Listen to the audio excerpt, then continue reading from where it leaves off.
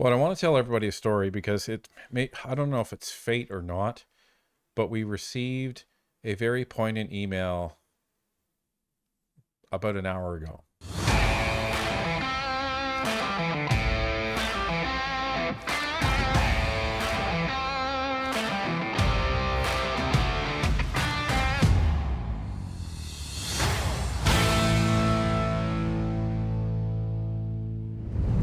No scripted intro for this video, folks. So it's around 10 o'clock on February 18th. This is the day that the third conservative crossed the floor. Matt Jenner, everybody knows by now. We helped break the news, unfortunately, which happened much, much earlier today.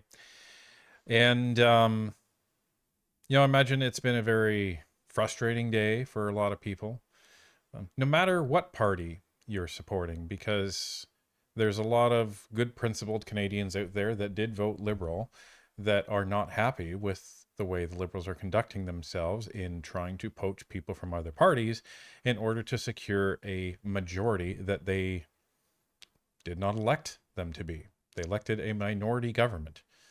So we just thought, well, it's Tanya's idea, so I'll give credit where credit's due, that we would have kind of just an organic, we don't know where this is going to go discussion on what this means. But before I get into what I want to talk to, why don't you give everybody your thoughts? Honestly, we were sitting in the living room today, and Orion does this thing where he turns our TV into his computer, and he was just going through the news, and that's when he saw it on, I think it was the National Post.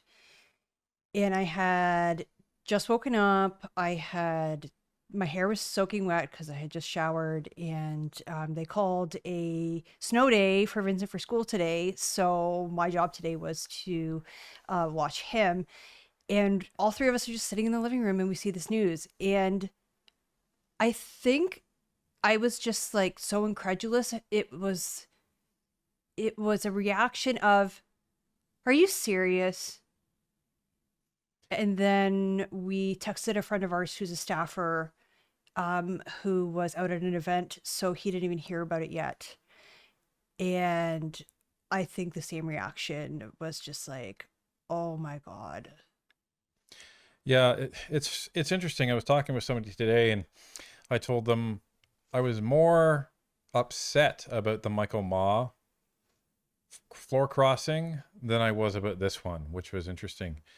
Um, I had my rant earlier on the video, and but it wasn't as, I think, potent as it was for the Michael Ma crossing. The Michael Ma crossing, I think it was just so much of an incredulous event because of the gall of Michael Ma going to a Christmas party the night before, showing up without a gift to the Secret Santa. Like, just That such, was just classless. so petty. It was classless. So petty. And never mind all the connections to the United Front and the event that he was at and all of this stuff. But then it was, with Matt Jenner, so he decides he's going to resign to spend time with family. That should have been, I guess, our first clue, right? When he It's said, always to spend time with family, and they always consult their constituents, don't they? "Oh yeah." Matt Jenner, he put out a letter that we'll show here, and he says, "After consulting with my family and constituents."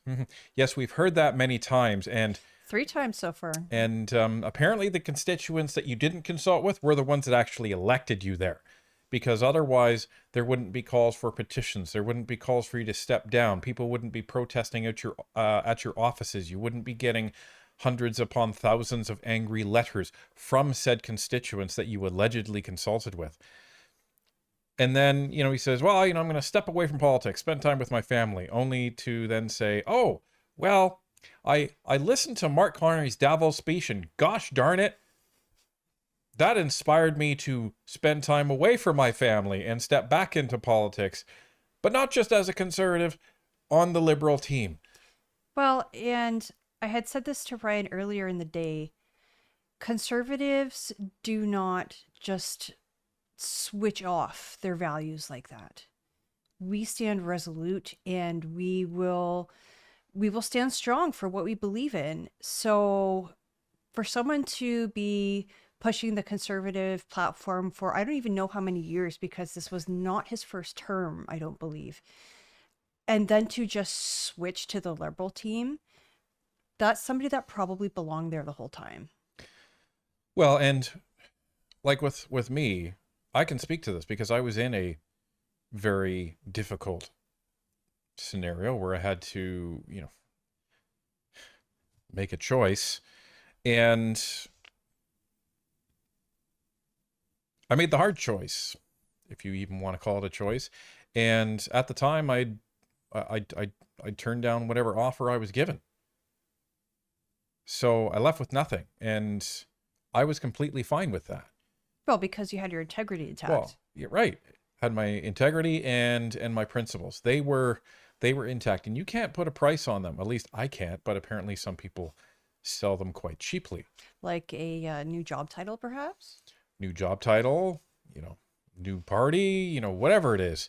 So, but the challenge that is ever present after any of these floor crossings is this just you almost feel like you get hit over the head with a sledgehammer, right? And it's everybody we've spoken to today, and we've been through this 3 times now this year, or this parliament, I should say. And it makes me wonder, these not all of them. Michael Maw was a new MP, but Chris D'Entremont and I believe Matt Genereux were not new MPs. So why did they cross the floor of this parliament and not last parliament or the one before that? Yeah, and Well, and this is why I don't think it's Pierre. Like, if you go on social media, everybody's blaming Pierre. I don't think he's the problem, or else at least 2 of those MPs would have crossed last parliament. well, and as we heard from folks, we heard from Rick Perkins, who was present. This is the thing about these long-standing MPs is there's been other MPs in caucus with them. And Rick Perkins is sitting there saying, D'Entremont never spoke up. He never went and talked to Pierre about his issues. He was just ticked off he didn't get elected speaker. He never stood up. He never tried to voice anything. And that's why I think Rick was so annoyed, because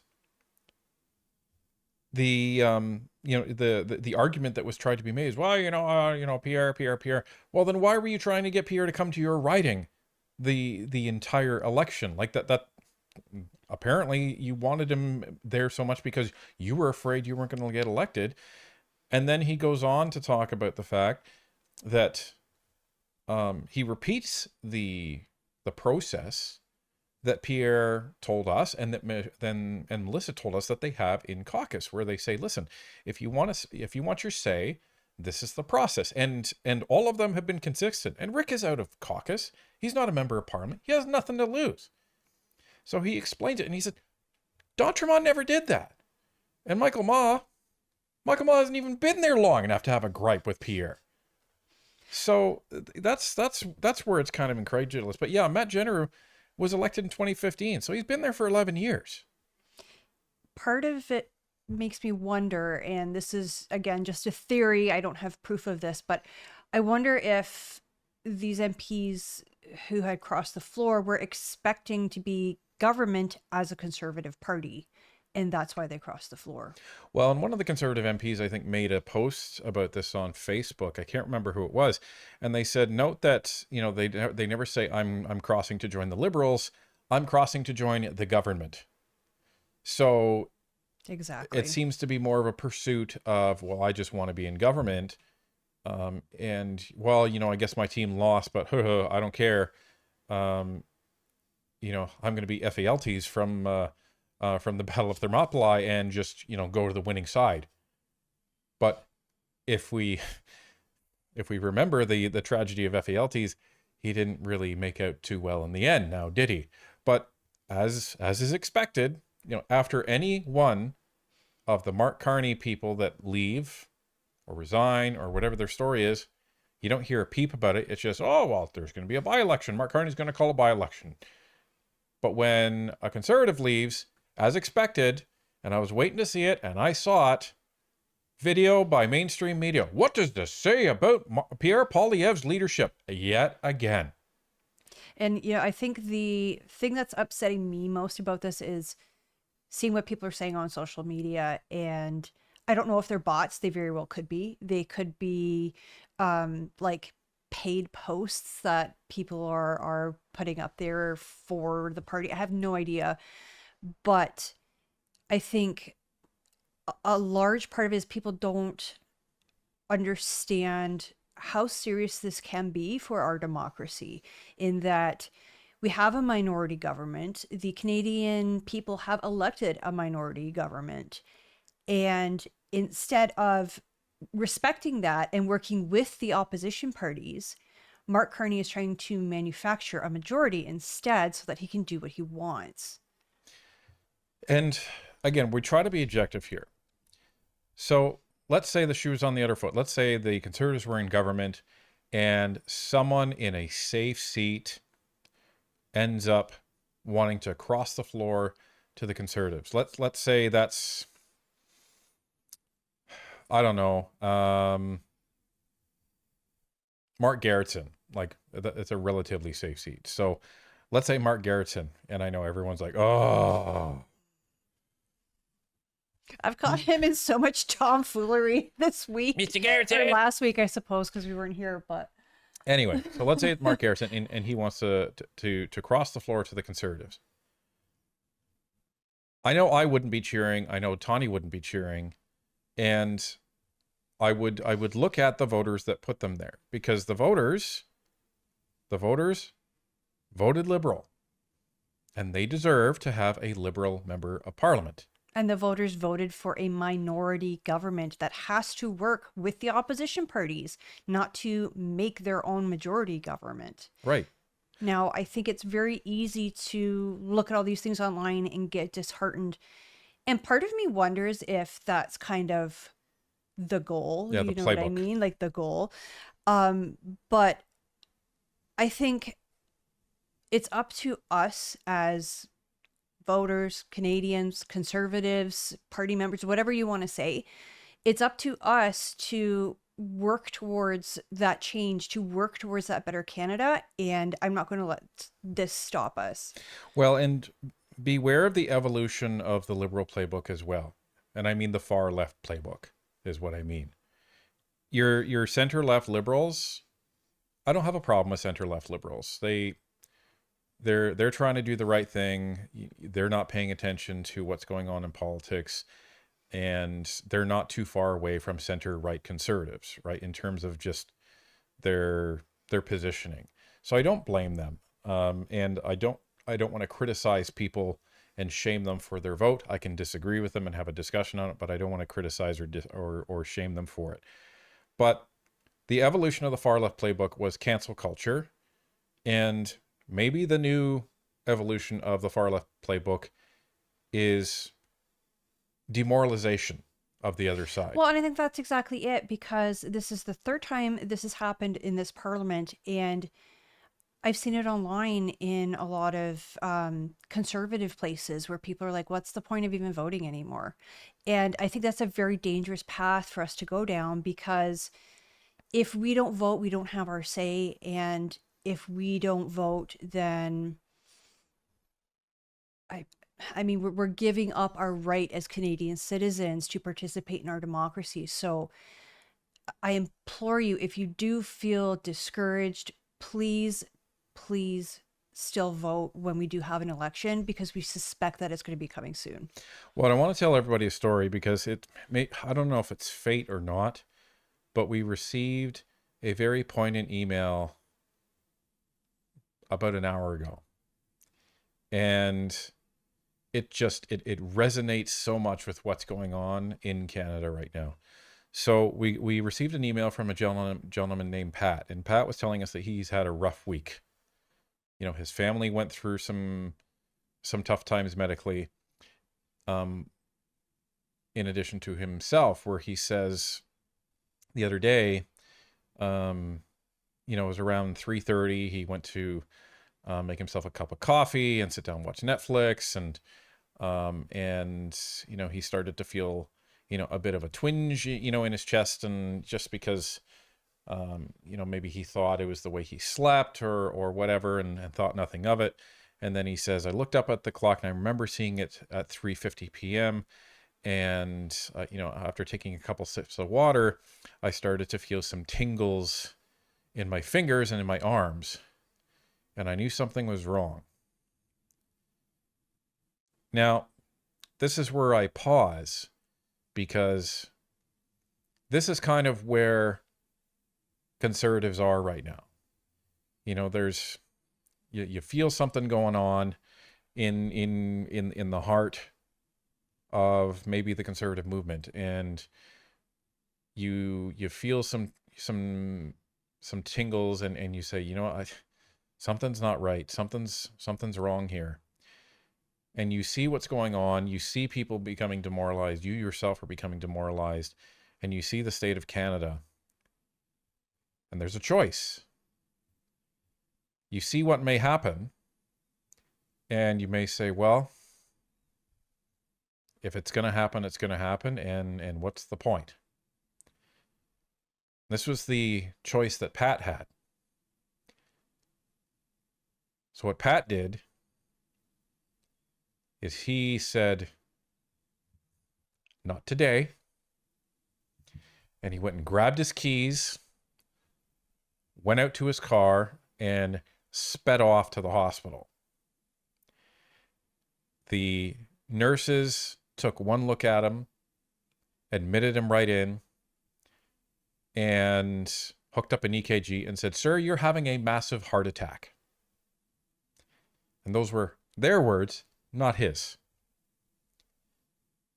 And he said, thankfully, on that day, the Canadian healthcare system served him very well. And then he was off to Sudbury, got a couple of stints, and he said, I'm here today to write you this email. So that is very, very inspiring to me, because this is where we are, I think, in Canada. We're at that point where we feel that something's wrong, and we're wondering, what is, maybe there's no point. Maybe I just let it happen. Or you don't be like Bob this time. You be like Pat. And you say, not today. And you say to the Liberals, not today. Because what they want most is for you to say, forget it. I'm done. Screw politics. I'm going back to my life, and whatever happens, happens. Think about the song that we put out there. Evil thrives when people step aside. Be like Pat. Pick up your keys and make that choice to say, not today. So if you'll excuse us, we're going to join Pat, and we got to get to work.